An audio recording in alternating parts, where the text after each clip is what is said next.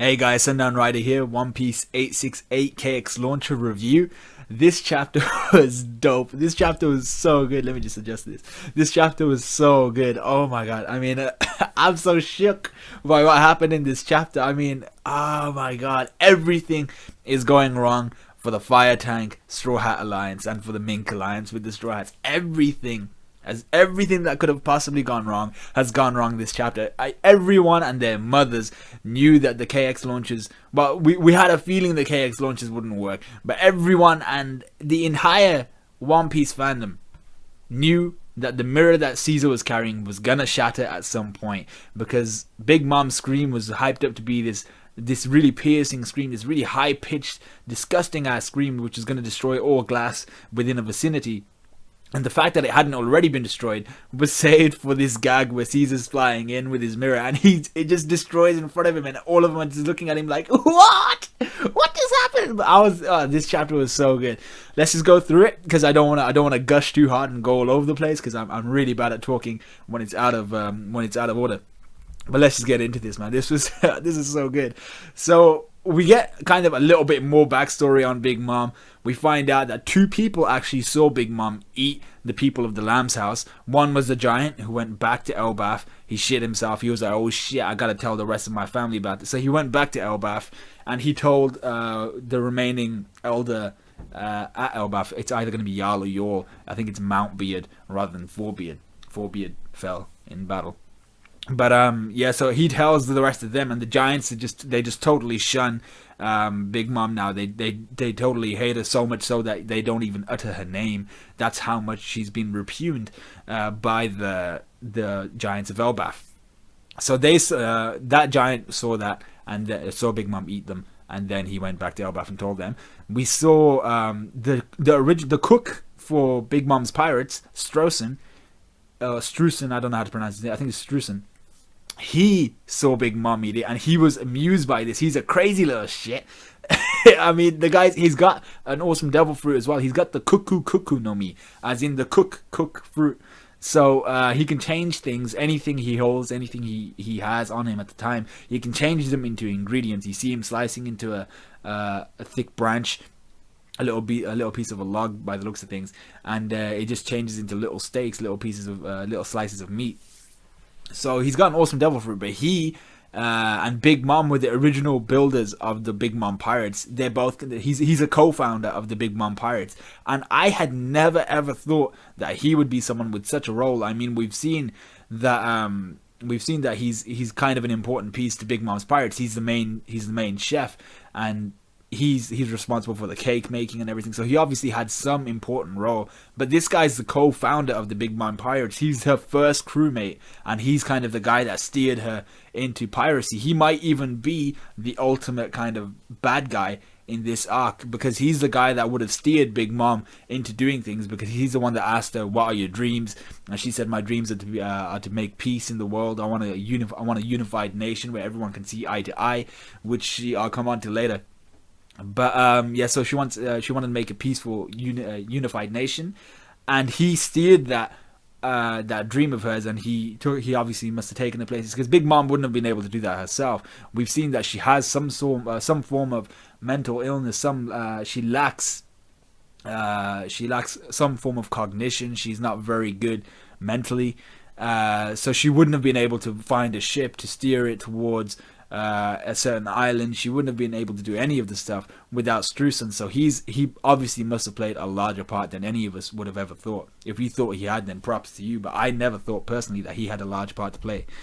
So we're already 5 minutes in and I've only talked about Strusen. But so Big Mom, yeah, so they fire the kid. This was the biggest mistake Beige has ever made in his life. Capone Gang Beige, you messed up, boy, because you fired all three, Gotti, Beige, and Vito. They all fired the KX launches at the same time. Big mistake. It's such a big mistake, because they fired all at the same time, and if you've read the chapter, you know exactly what happened. All of them got destroyed at the same time. I was like, what are you? As soon as they fired them at the same time, I was like, oh my god, you made three for the sole purpose of if one failed, the other would succeed. So why did you fire them at the same time? Yo, I was like, come on, man, you can't be doing that shit. But now, after they fight it at the same time, I knew they were going to be screwed. I was just waiting to see how they'd get screwed. So we see once again a little bit of a flashback that Big Mom is continuing Mother Caramel's dream. We know that Mother Caramel was a kind of an evil ass bitch. So she didn't really have a dream. She was just spouting nonsense for the kids. But her dream was a country of no racial discrimination where everyone sees eye to eye. Now this is the part where Big Mom obviously misunderstood the eye to eye part. Seeing eye to eye, you just see each other on an equal playing field. You know, you're equal. It's a world of equality. But Big Mom saw this as, I want to see people eye to eye. I want them to look at me at my eye level. So she wants to make everyone gigantic like her. So she obviously, this is where her whole twisted ideology of her nation stems from. Why she's so interested in the giants, because she's crazy and she misunderstood that part. So supposedly in this chapter as well, this is a very key point in this chapter. It's supposedly confirmed that Big Mom eating Mother Caramel gave her the soul fruit. She took away the soul fruit from Mother Caramel through ingestion of Mother Caramel. Now, a lot of people were saying that it could have just been, and I said this last chapter actually, I said it could have just been that she ate Mother Caramel. Mother Caramel died, and then her fruit spawned in the nearby fruit. And so because of the devil fruit recycling period, it just popped up and she ate it, depending on how long she was there. But this couldn't have been the issue, because Stroh, seemingly right after Big Mom ate Mother Caramel and the kids, he went and interacted with Big Mom, and he stayed with her since then. And he would have seen Big Mom eat a devil fruit, because we see an interaction where they're walking away from that specific location just after she'd eaten Mother Caramel, and her powers activate. Big Mom's powers activate, and she brings to life a few flowers or some shit like that. And Strussen's like, he's surprised. He's like, yo, damn, she's got devil fruit power. How the hell? But he doesn't seem to care. He's like, alright, you got devil fruit power. Wowee. But he knows what devil fruits look like. So if Big Mom had eaten the devil fruit after she'd met him in that small period of time, he would have known that she'd eaten a devil fruit. So he wouldn't have been surprised. So the fact that he's eaten one too, he should know what they look like, suggests that Big Mom ingesting Mother Caramel was what gave her the devil fruit power. So that's the first time cannibalism has been of a devil fruit user has been shown to give someone else that devil fruit's power. So we find out she rampaged around as a child. She got a 50 mil bounty as like a 6-year-old. She was crazy. We know that she misinterpreted Mother Caramel by, she was like, I'll make everyone big one day, so that we can all see eye to eye. We can sit around the table at the same size. And Mother Caramel's rolling around in her grave like, what the hell are you thinking, girl? But yeah. So, and then she says the defining part of the chapter was, she'll never forgive the Straw Hats. So we know they're screwed at this point. We knew she wasn't ever gonna forgive him anyway. But the fact that she said it in her anger, she's gonna kick some ass. So then she seemingly, once again, uses her Haoshoku Haki, her Conqueror's Haki, to destroy the rockets. The rockets all explode at the same time. This is why you don't fire them at the same time, freaking Beige. But all the rockets are destroyed at the same time, and Beige's and Vito's faces were hilarious. I was laughing my ass off. If you'd seen that, if I'd made a live review, a live reaction to this, you guys would have seen that I was just rolling around. Beige's and Vito's faces, they were hilarious. They just dropped. They look so shocked. He was just like, what the shit? So and then we see Katakuri, Dogtooth, making little mochi balls, little balls of his devil fruit power, and he's rolling them around to everyone in the Big Mom pirate crew, and they're stuffing them in their ears so that Big Mom's scream doesn't affect them anymore. So what are they doing? They're regrouping. They're kind of getting back together. They've kind of what's the word? They're almost revitalized themselves, and they're gonna come back, and they're gonna kick some ass now, which is dangerous for both the Straw Hats and the Fire Tank Pirates. So it's going to be a big time bad situation for these guys.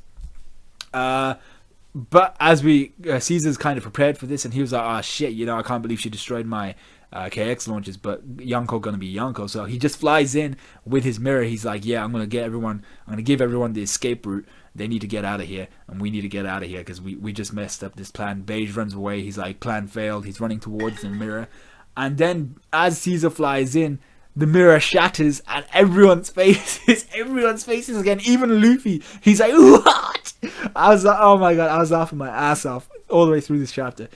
Big Mom's scream shatters the mirror and they've got no escape route. Everyone's faces are dropped. Nami and Chopper are crying. Caesar's crying. Beige looks like his plans have never gone so wrong in his entire life. The Big Mom pirates start to regroup and they're all kind of walking menacingly towards the Fire Tank Straw Hat Alliance because they can't escape. They're surrounded. Big Mom still seems to be in her stupor, and then we get what's his name? We get Beige doing some sort of move like this. It looks like some sort of jutsu from Naruto, but it's called Rook Ein Großer Vater, which is Rook a big father. Yeah, a big father. Yeah, I should have known that. It was translated in the chapter. I had to translate it just now in my head, but I don't even know German. But so a big father. So it's like this huge castle. It looks like a Megazord almost. Someone in the manga stream comment said that it's a Megazord basically. He's got cannons around his shoulders. It's a rock castle type of Megazord. Very old castle looking. It looked like a Warwick castle type of thing.